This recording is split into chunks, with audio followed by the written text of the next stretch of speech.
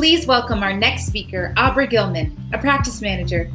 Today, she will be presenting 40 features from GP18 you need to use. Please stick around after Abra's session for a live Q&A.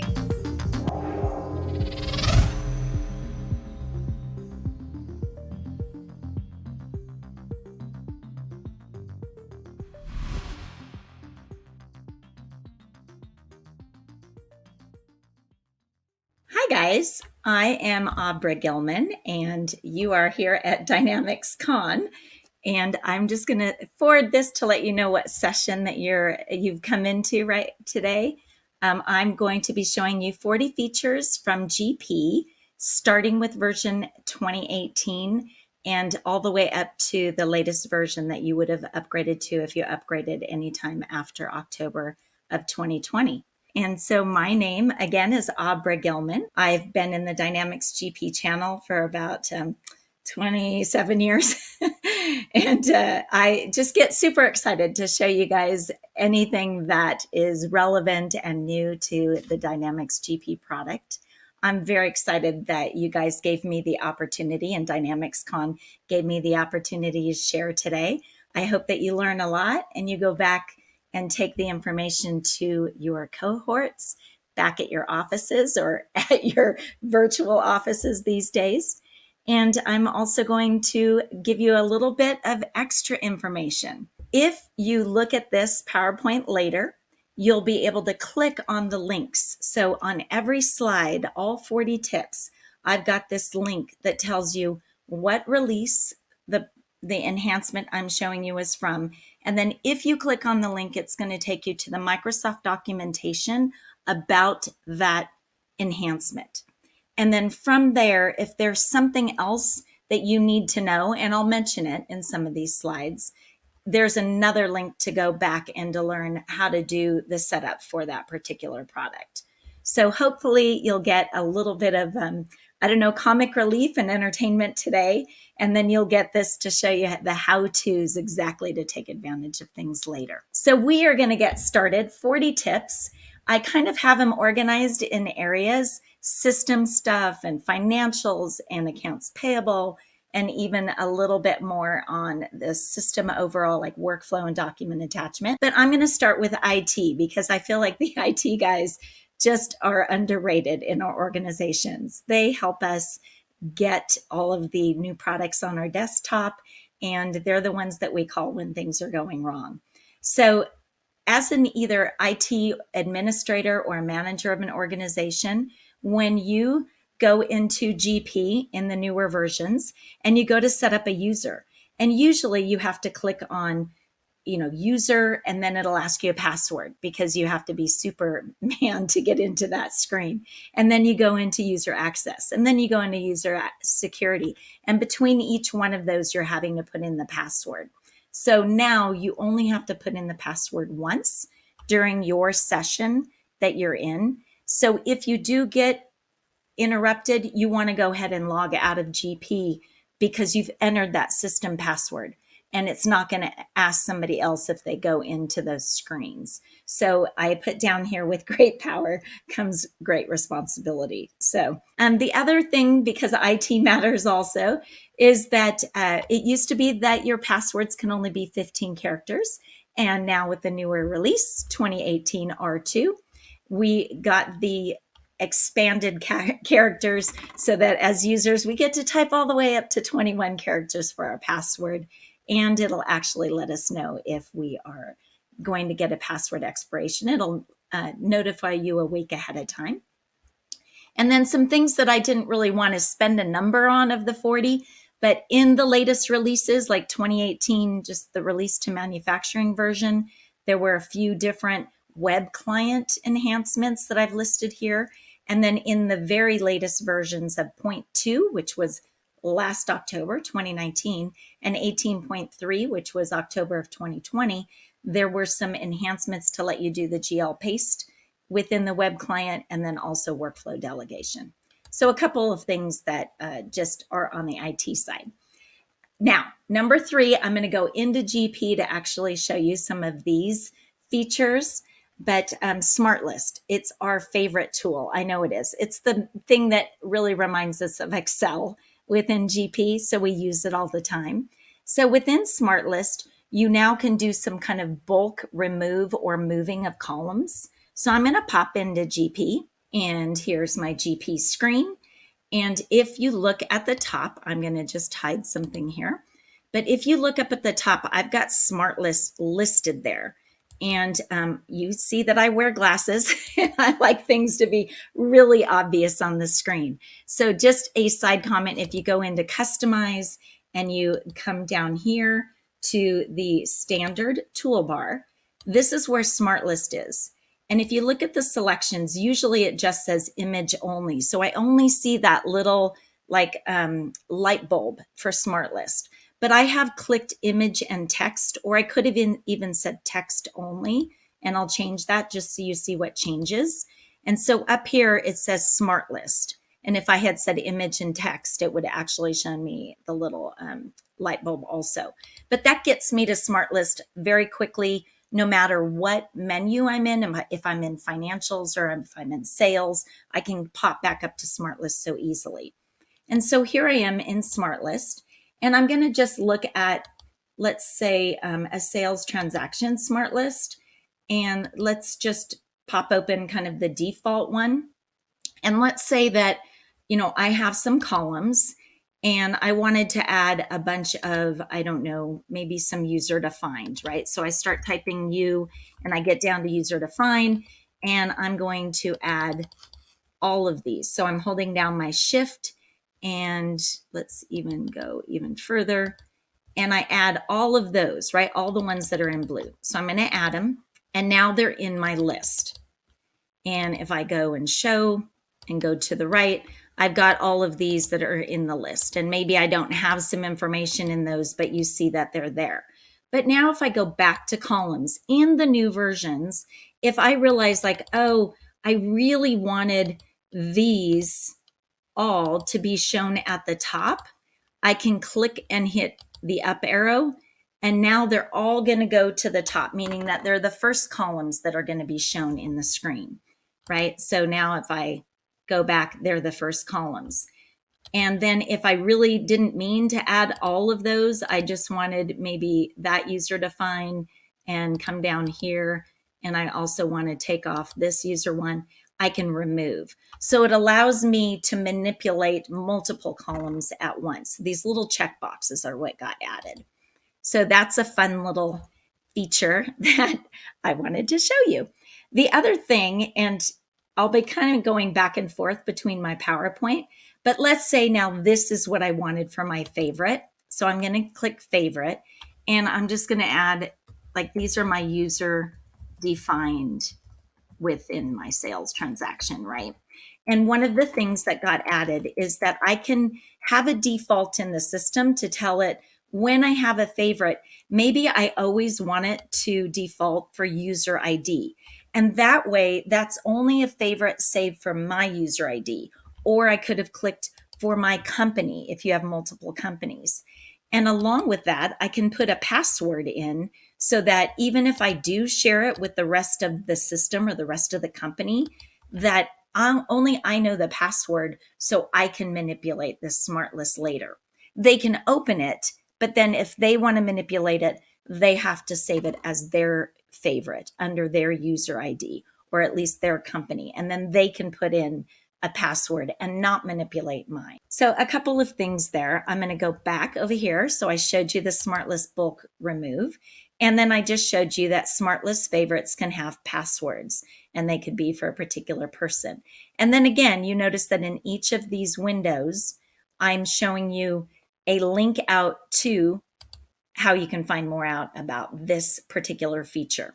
So another one that happened is people would be putting in all kinds of currency columns, right? So dollar columns, and they'd put it in Smart List, and then they'd export it. And even if I was US dollars and I want 2 decimal places, it would export it as 5 decimal places sometimes. Or if I was in another country and I wanted periods instead of commas in my columns that were currency, it was still just defaulting to what it felt like.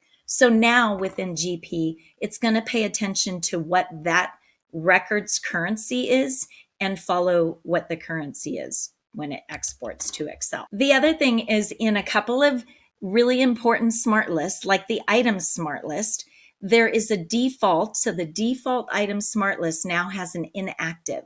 So that if I only wanted things that were active and I didn't want inactive items to show in my smart list, that I could search for that. And I'm not going to show all those because they're pretty apparent when you pull them up.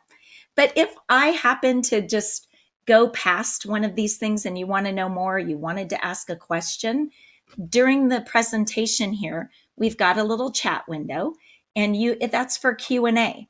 And my team and I will be online and we'll be answering your questions for you. So please, throughout the presentation, because you're not allowed to interrupt me. Usually I allow that during live presentations, but today we're not. So you got to ask a question in the chat and I'll be sure to get right back to you. Navigation lists. So navigation lists is something that a lot of people don't use because maybe they've been using GP for a decade or longer. Some of my clients more than 2 decades.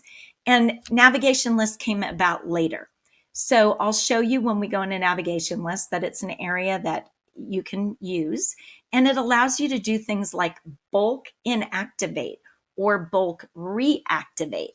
So here I'm showing on this screen that you can have some account numbers, or you can have some items that you're going to go into, and maybe you want to manipulate a bunch of them at one time. Well, inactivate is something that was just added in a release lately. So I'm actually going to go into, let's go into purchasing. And as you go into purchasing, you'll see at the top left, this is my kind of navigation area. I can pull up the vendor navigation list. And maybe as I pull up my vendors, I'm going to have, okay, these are the ones that have certain amounts, but I want to inactivate a bunch of them. And so you'll see, so I have my screen display showing very large, and so it's not letting me, there we go. So here when I touch an account number, you see that I can inactivate, and I can choose to inactivate a bunch all at once. Now, it may not allow me if I've got transactions that are active. And so if I said inactivate and it wouldn't let me, it would show me a little thing that says, sorry, you can't do that. And the ones that I did inactivate, when I come back in here, I can say reactivate if I wanted to. So again, for all of those kind of maintenance programs, so cards, those kind of records, you can inactivate or reactivate. Another thing with navigation lists, if I go back over to, we'll go to purchasing again, because that seems to be one of my favorites. And you see here where it says Smart List Favorites. Now, in the past, in about, I think it was GP 2016, we were, I don't know, blessed with these navigation lists, but also blessed with having Smart List Designer. So even if you weren't one of the customers that had purchased Smart List Builder, you can now build your own Smart List. And so here in this list of Smart List favorites, with before version 2018, I think it was 0.3. Let's go fact check. So 2018 R2, because I list it here for myself. So before 2018 R2, if I built my own Smart List out of Smart List Designer and saved a favorite, it wouldn't show in this list of Smart List favorites if I were a navigation list.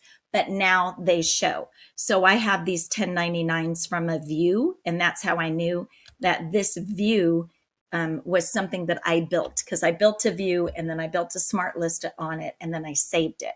And so I can go into this navigation list and pull up my Smart List that I built in Smart List Designer.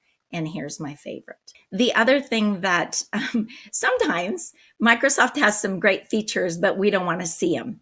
And so this is something to turn off. If you go into your system preferences and at the bottom of the screen where I've highlighted in green, you can actually decide that I don't want to see Business Analyzer.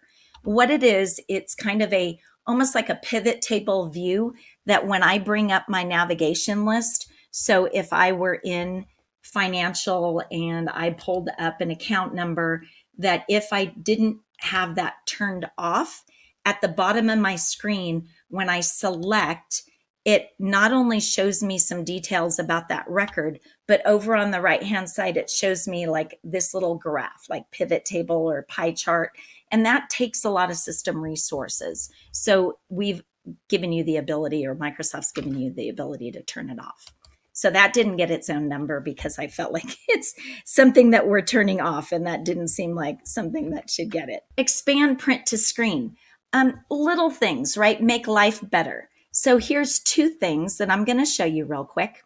My favorite area of purchasing, I'm just going to pull up an inquiry screen, and I'm going to pull up a vendor. And let's say that I just wanted to see a list, so I was going to print it, and I'm going to print it to screen, right? In the past, when I opened it, it would only open about halfway on my screen.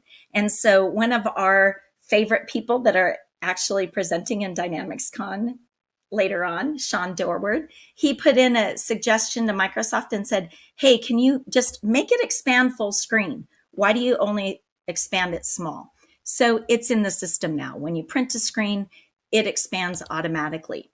And something that's super similar to that is if I went into administration and I go into my fiscal period screen, it used to only open up to 8 periods. And so if I'm in this screen, I'm usually wanting to see all of at least 12 at a time. So Microsoft has expanded this screen to open a little bit bigger for us so we could see all of the periods at once. All right, reporting in SmartList. So in SmartList and in a lot of our things like trial balance reports, we now have a couple of extra date ranges that we can use. So if you're like me, I want to run maybe a trial balance in general ledger, and I want to see just from, the beginning of last month to the end of last month. And so I'm having to like manipulate the dates. So now instead you could just say it's equal to prior month, or it's equal to next month. So you're not having to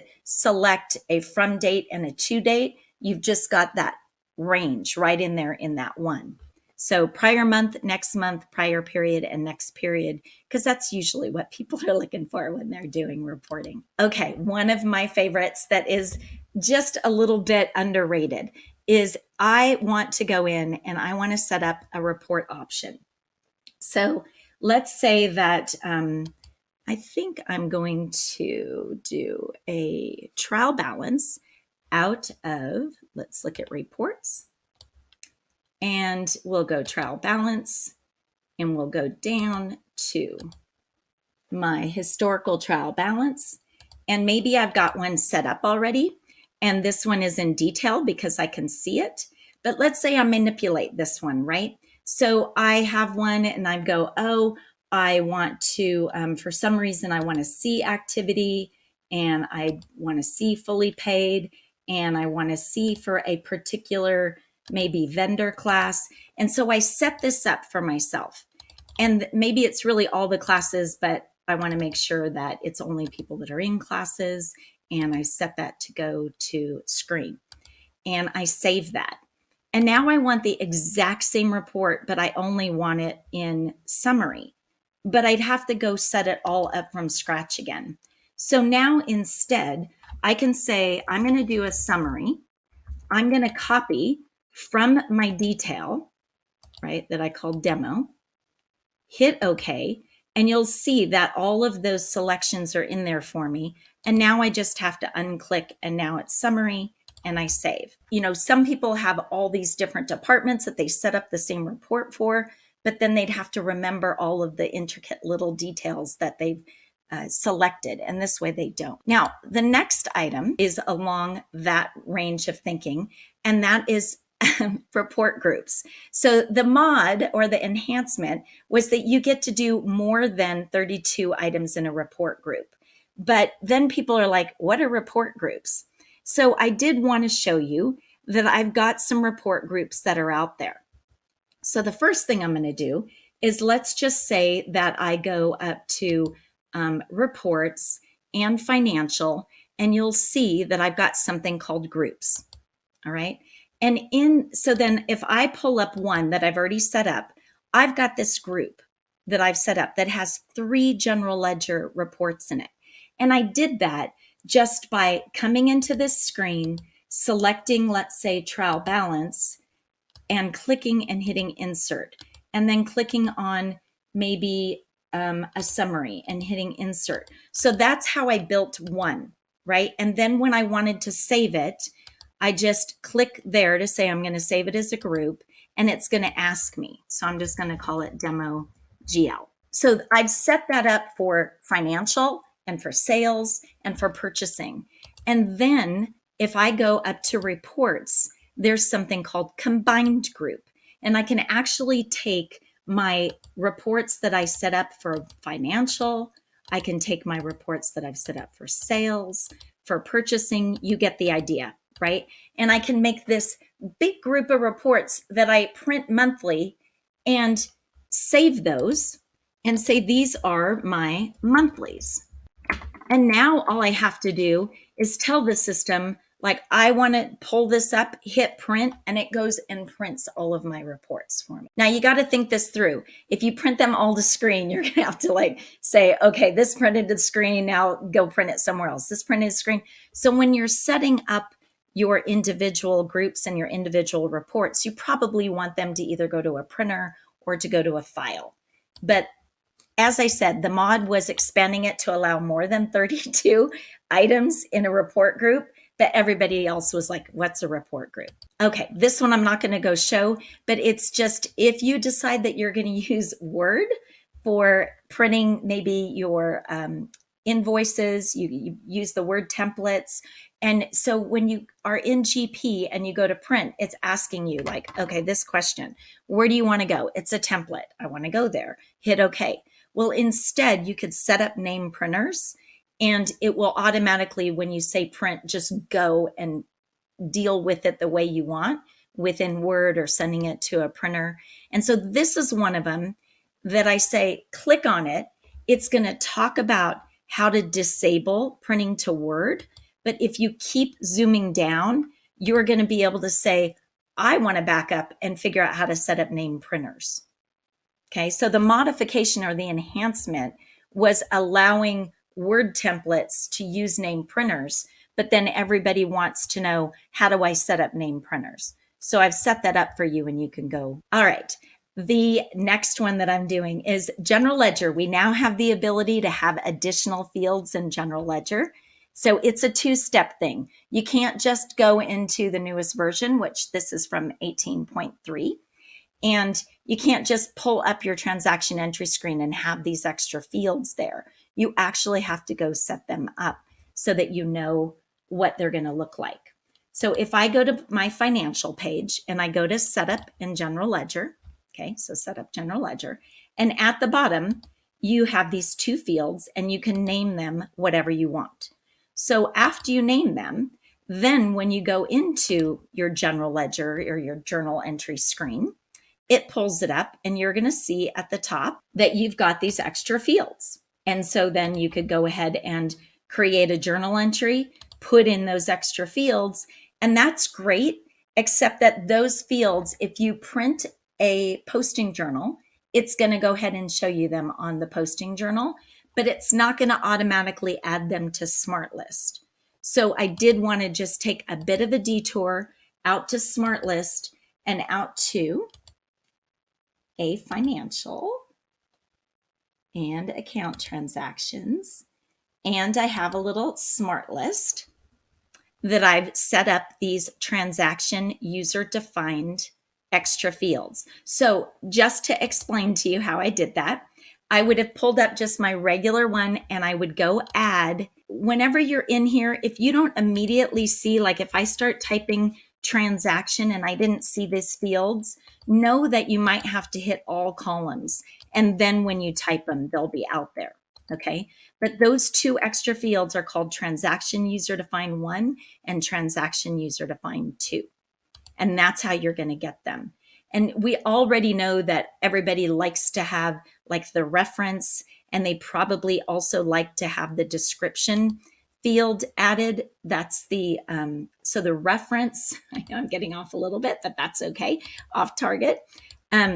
We have the reference is in the header, and the description is your distribution line description. So every line of a journal entry could be different on your description. And then these three fields, the reference, which was the old header description, and these two ones are one per journal entry. Automate full reconcile. I'm so excited about this because I work on a lot of upgrades every year, and I help people with a lot of their year-end closings. And one thing that they have to do is usually come into financial, into utilities, hit reconcile. And I mentioned that I've got clients that have been running this system for 20 years. And so to be really like OCD about it, I would tell them like run reconcile for each of your open years and each of your history years. And so they're hitting this button 20 times. And now you could just hit all and it'll do all your years for you. So it'll take a little longer, but instead of having to hit it, and literally when you hit it in GP, you hit reconcile and you don't even know sometimes that it's done, right? You hit it and you wait and you go, oh, okay. At some point, it's going to come back to me and it's going to let me move my screen. And that's how I'm going to know it's done. So now you don't have to wait for each of the years. You can actually just go ahead and run all and be done with it and go take a coffee break. All right, next one, 16, user who posted transaction. So this is kind of just an easy one. In the system, in the tables, we've always known that you can run a smart list or you can run a report and it'll show you who posted the transaction. But it just wouldn't show it on the screen. So if I go into a journal entry and I just go into inquiry, let's find the inquiry and just pull up any old detailed transaction. And maybe we're going to pull up, I don't know, a cash account of some sort or an AP account. Let's scroll down to the AP account. And it's going to be real exciting because I know that this is a test system, so everything's under SA. But you see that it says user who posted, and it's just very nice to be able to have that. And also, while we're on that fact, one of the releases really currently would tell us not only that who posted it, but if you're trying to get into a batch, it'll actually tell you, hey, this person has the batch locked. And in the past, it only would show you the batch is locked and not tell you who it was. Okay, 17, history drop-down defaults to most current recent year. As I said, I've got these people who are running this system that have been running it for years and years. And it just is silly that in all of these screens, it would default to the new or the oldest year. And so if I've been running it since the year 2000, I'd have to scroll down every time. And so now in all of these scrolling windows, it defaults to the most current fiscal year, which is awesome. So little things that just make our lives easier. And that one wasn't documented. I just came across that one. Importing credit card transactions. So if you are wanting to take a credit card statement and import it, if you can get that QBO or QFO or QFX file from your credit card company, download it and just put it on your system. And then you're going to have to do a couple of setups. So under Payables Management Setup, you're going to have to just click down at the bottom and set up. In my file, it says like Amex, or it says MasterCard, or it says whatever it is, Visa. And so you're going to need to translate for it. Amex means this vendor ID in my system. So when I pull it in, that's the vendor to use. Same thing for a description. If you want a certain description to go to a certain expense account, you can just click on this little transaction setup and enter those words with that account number. If you don't do that, when you import the credit card, it's just going to take whatever the default account number is in your vendor setup screen for purchasing and put that as the expense. And then you're just going to go in and hit the little import credit card transactions or import payables transactions and find your file. So it's quite simple. If I go to, I'm just going to show you that I have a file out here. So file for credit card. It's just a shortcut, but it's gibberish to me. But in there, it says American Express somewhere. It says what my transaction is. All right. So I do have a file out there. I'm going to go to purchasing. I'm going to go to the transactions, and I'm going to go down to import payables transactions. And I'm just going to find that file that I had. So we're going to go activity sounds good, process, and it imports. It's that simple. It's that quick. And so, yes, if I go into payables now and I go into that last transaction, so we'll just do this. This is the transaction that I just imported, and it's giving me like whatever the credit card information is and how much it was. And you'll see that that distribution account was the one that I had set up. So again, if you don't have it set up, it's going to default to your vendors, whatever you have under vendor and whatever its purchasing account was. So it didn't use that in this case because I had something set up for that description for a transaction. All right, next one, building payment batches. So in 2018, in the newest releases, we now know that instead of doing select checks, edit checks, and print and post checks, it's now renamed. So it's build my payment batch and edit my payment batch. Now, that's not the only thing that's changed. When you go to the old select checks, this is now build payment batch, you have an option out there. So this payment option ID. And what that is just like a report option. So I'm going to go into my system and show you a little bit. If I go to purchasing and I go to build my payment batch, and I'm like going to just say that this is Dynamics.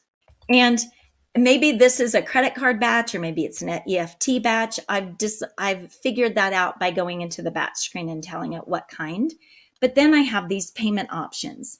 So here you'll see that maybe I'm doing a credit card batch. So I had particular credit card vendors, and maybe I set up my credit card vendors with a payment priority of 2.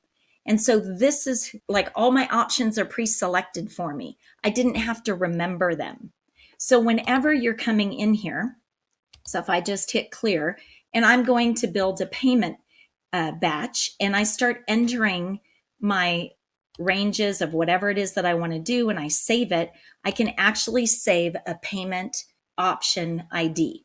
And so now when people go on vacation, they can say, hey, when I'm gone, just process those credit card batches, use that payment option ID. And they don't have to know everything there is to know about payables.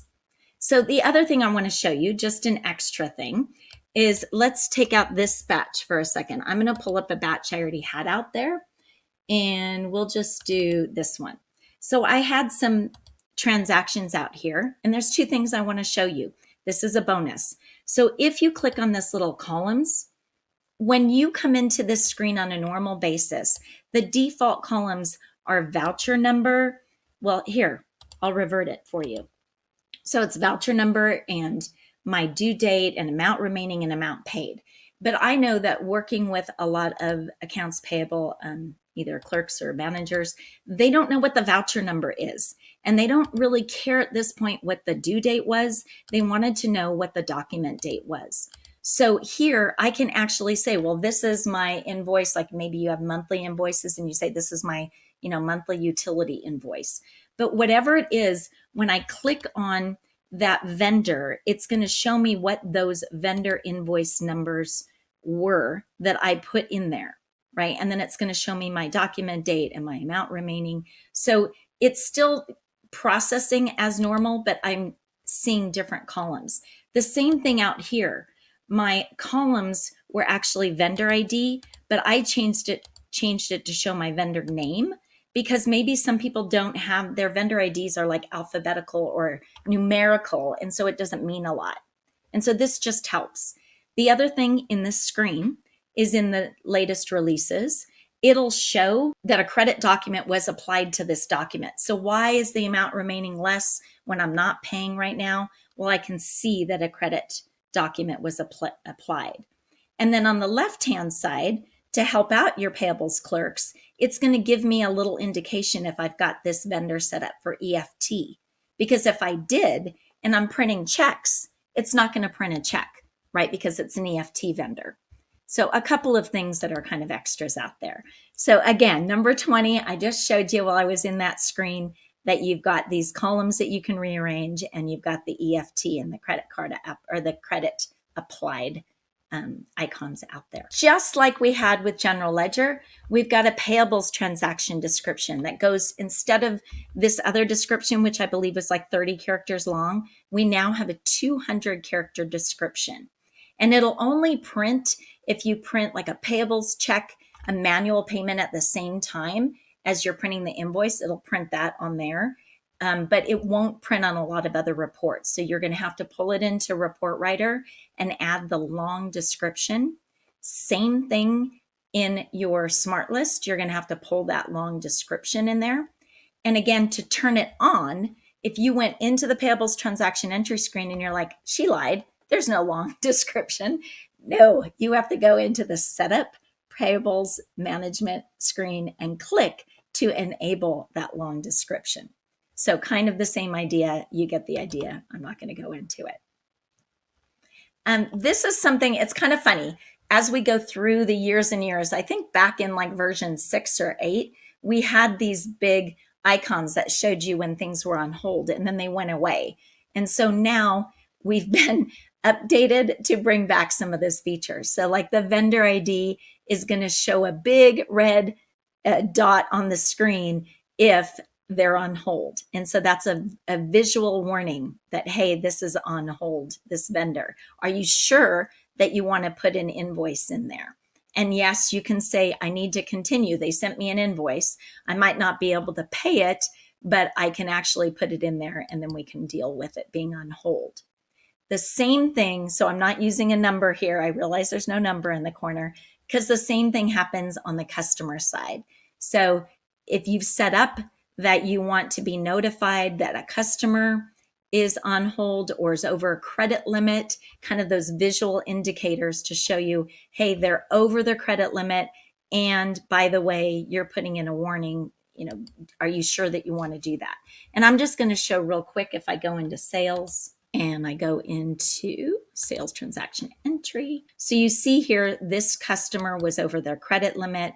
And as I went to put in, if I, go and put in a new invoice for Kelly Construction, I'm going to get those messages.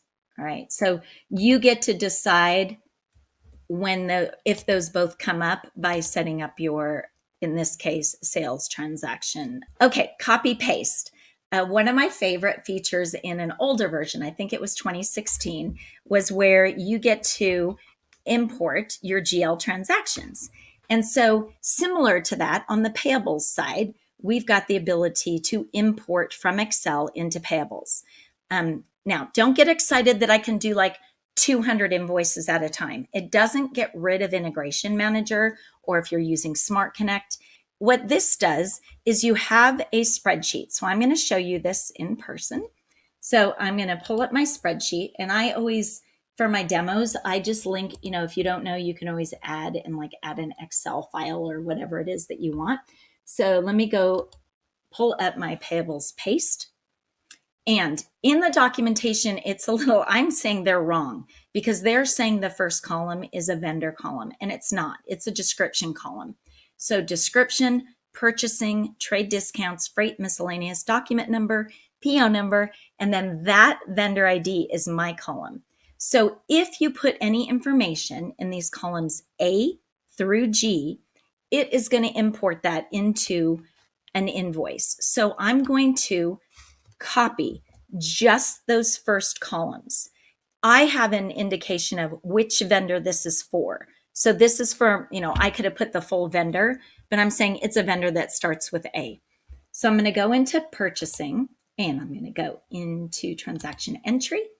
And you'll notice that when I come in here, the paste is not highlighted for me to hit. So I'm going to panic, but don't. I'm going to get to the field that I get to actually put in my vendor. And I'm just going to pull up, let's say, a Ace Travel. And as soon as I pull up my vendor, now my paste is available, because I have to have my vendor ID selected. So now you see there's no other information in here. I'm going to paste, and now it's pasted from my journal entry in my Excel sheet in here.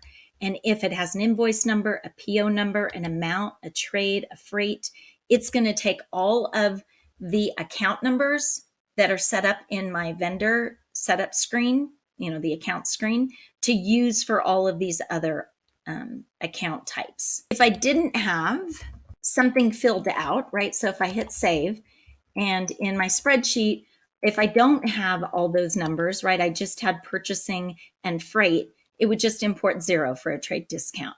It's not going to error out if I don't have a PO number. That's okay. It will tell me if I've already imported that invoice number. So depending on how you have your vendor set up, if you allow duplicate invoice numbers per vendor, it would allow it. If not, it wouldn't. So it's importing one at a time, and that's what this feature is all about. All right, so number 24, I'm not going to go into. You guys lived it. Just realize that there's a non-employee compensation vendor type or miscellaneous moved over to 1099. So you've now got that capability in GP 2018.3. Posting through transaction level. If your company allows you to post by transaction outside of a batch, then I really hope that you insist that you use this new feature of posting through general ledger, because then it's not going to sit in a GL batch waiting to be posted. So you just go in, be very careful on the screen, and turn it on. Just like I was showing you with the payables side, if you have a hold document, like a sales transaction entry that has a hold, it's going to show you with a big red button. It's pretty self-explanatory, and you can click on it and zoom back down into the hold and take it off hold if you needed to. All right, another one that's pretty self-explanatory is that you've got a smart list that you can go look and say, who of my invoices or my documents that are not posted actually have a deposit on it.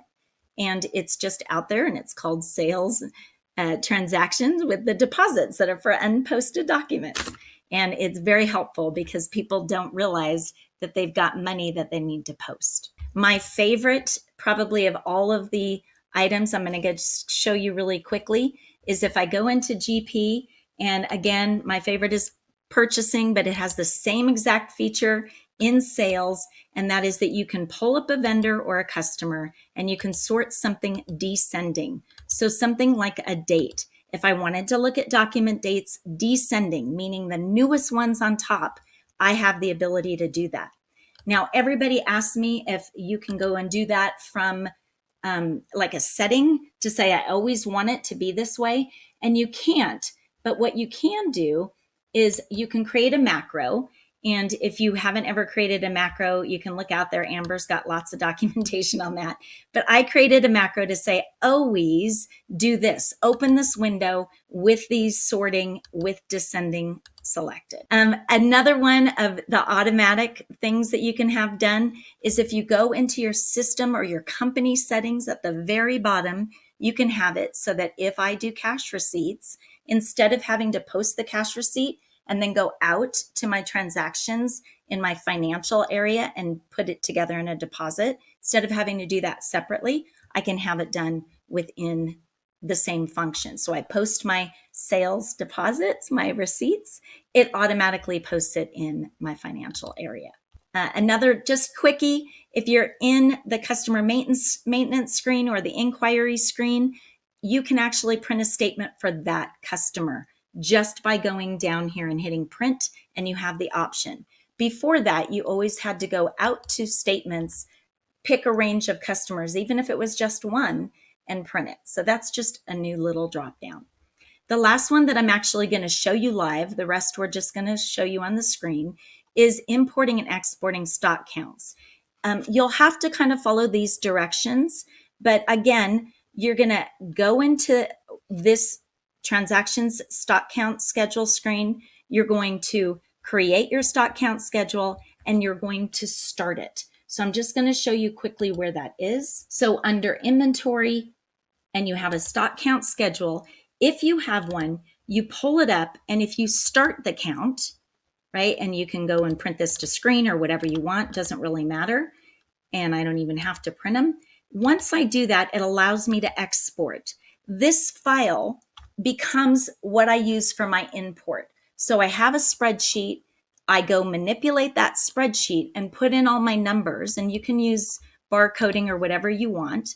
And then once you do that, you would then come into the next screen down, stock cart count entry, and you would pull up that stock count, the same one, and you'd find that same file and you'd import it. And it imports it with the numbers. This is huge. Some of my clients are upgrading just for that. There's also a date filter now for my watch was talking to me. For when you go into the item stock inquiry screen, you can just put a date filter. Just realize at the bottom of the screen that it doesn't change the totals for that date. It's for the whole item. Another little thing that, I told you that in the financial area, you can see who posted something. In the item smart list, you can now see who was the last person to modify a record. That's really important. This is another one of those that I want you to just drill down. So now Dynamics Con as a total is not giving out all of the PowerPoints. So I'd love for you to meet me in the chat and I'll give you a link that you can download the PowerPoint. But this is going to go into a little bit more about how to schedule check links, because it's opening up this whole report schedule functionality that's in GP already that you guys probably aren't using. The only thing I'm going to caution you is that it just runs it at like 12 midnight. So you'll probably want to do it on a weekend. For the IT guys, just kind of throwing in a couple things at the end that you can use multi-factor authentication for your emails. We do that in our company. And so again, you're going to want to read about it, but just it's a highlight for your IT guys. They're going to love it. Now, I could have a whole session just on document attachment and workflow. I just want you to realize that all of our clients are really saying this is ready for prime time. Until at least GP 2016 R2, it was not ready for prime time. Now it is. Just make sure your IT guys know that you're going to be building a lot of files out there in the system. It's going to get bigger, but you just go in and turn on document attachment. And from that point on, you can attach like invoices and copies of checks and things like that in your system. And the same thing, workflow had so many things added in the last couple of releases. And so I want you to just go out to the links, find out where you might be able to use workflow. For my customers, we use it a lot in the requisition area and in the accounts payable area. So mainly in the payables area. But you can turn it on for things like, I'm going to add a new user and somebody else has to approve it. I'm going to add a new account number in GL. Somebody has to approve it. Along with that, workflow got some calendars and reminder flexibility so that people would be notified when something needs to be approved. Fixed assets hardly ever gets any attention because it doesn't really need any. It runs, it's smooth, it doesn't have a ton of bells and whistles. But this time in 2018.2, Microsoft added the ability to do some class ID sorting or transferring, both in just regular fixed asset transfer and then also in the mass transfer. And so you're going to notice that class ID is there for you to assign. And lastly, HR and payroll. In the last couple releases, they cleaned some stuff up. They've cleaned some items up. So in payroll, they masked the social security number, but then they forgot kind of about HR. It's a different module. So they did that in 2018.3. I do want you to know that it's an odd place. If you wanted it on a couple of reports, you have to go to the administrative system setup. It's not under the HR module, but it's under the system setup module. And then there's this thing that says HR preferences, and then you can click on the little social security mask and then come out. All right, guys, that's your 40 tips, and hopefully you learned something and you can take them back and share with some people, but we have a few minutes. So type me some questions, say hi to me. and I'll share my little link for you to get the PowerPoint and download. But let's have a little fun. Let's have a little conversation and advanced networking of our own. And thank you so much for having me. Thanks to Dynamics Con. That this is a great event, and I hope that we will see each other again soon.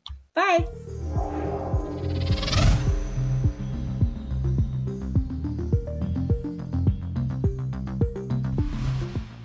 Hi guys, how are you?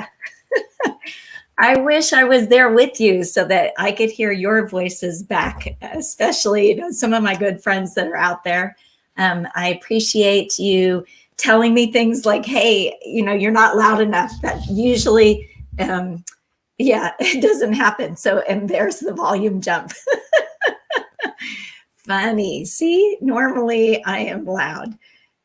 Anyway, so I kept mentioning when I was doing the recording that I was going to give you a link, because not all of the presenters want to share their PowerPoints, but mine had the embedded little links for you to go back and open up the documentation. And because I write documentation, I like to give kudos to Terry Healy and all those folks at Microsoft that write documentation. So I like to put a little link straight back into where the documentation for that module or enhancement is.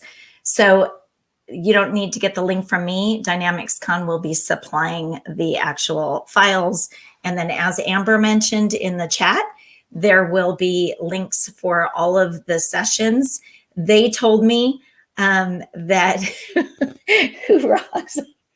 Sean, you're so funny. I totally lost my train of thought.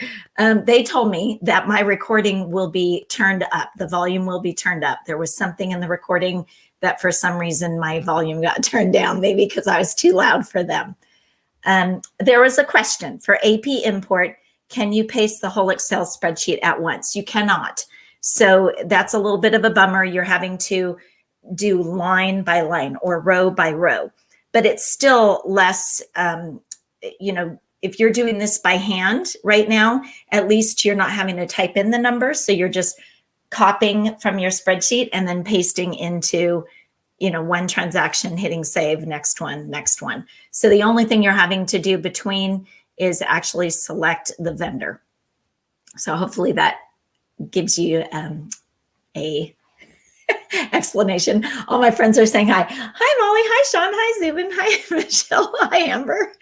Thanks for coming.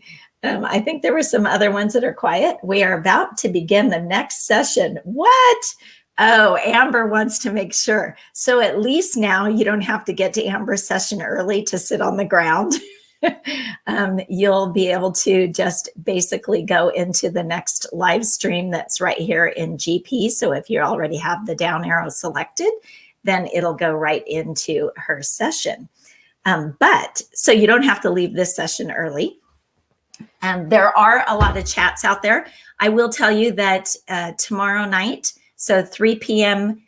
Pacific time, 6 o'clock Eastern, and whatever other times are out there, Zubin and I are being the host for the GP chat.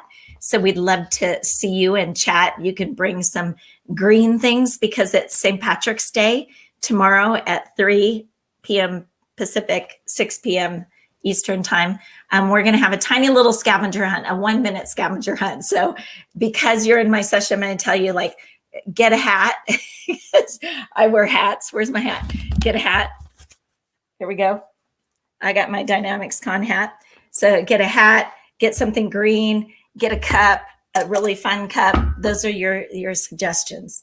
Let's see. You could sit on the ground if you'd like during Amber's session. That's what she's saying in the chat.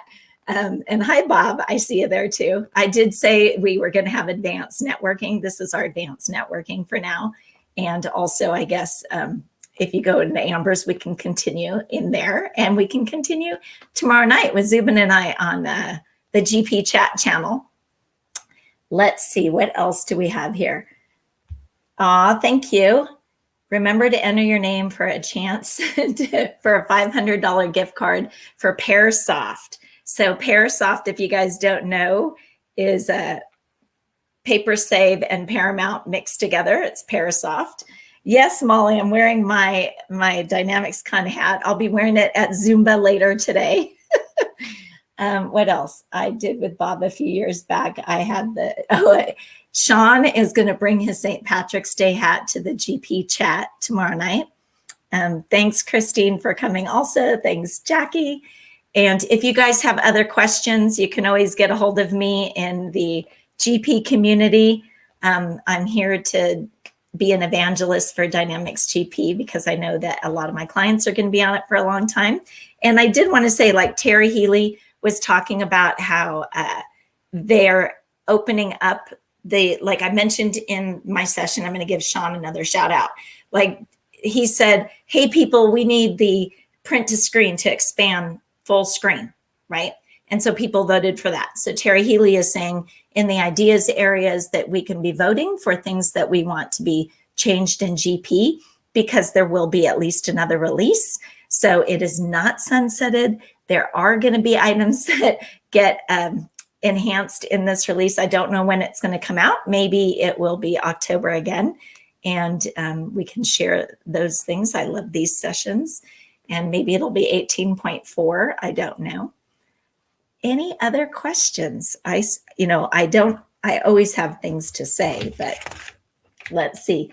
I hope that you guys had a chance to see the opening keynote. And if not, Shauna and Taylor, I know that we can go back and watch it again in case some people were sleeping on the West Coast. Oh, I didn't notice I had my radio jockey. How does that sound? I feel like I should be a nighttime jockey. I need a deeper voice for that. Any other questions, folks? We've got, I think I maybe covered it. Oh, I didn't.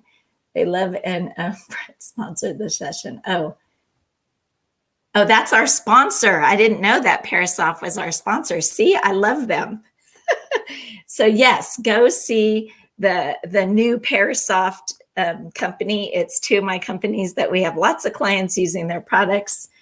And Victoria, remember to come by. Yes, $500 gift card from Amazon. That's pretty good. So go click on that link and get that. You can also click on the links above and save them for the GP chat that Molly put out there. And then discussion forums, I should say, that continue on in Dynamics Con. So under Dynamics User / Dynamics GP. Also click on the link that Abra gave for YouTube. And hopefully you guys got all of your questions answered. They are cutting me off in just a moment. Any last minute advanced networking. Otherwise, hope to see you out there in the Dynamics Con universe later on this week. I'll be around watching all my favorites. Let's hop on over to Amber's session. Bye, guys. Love you.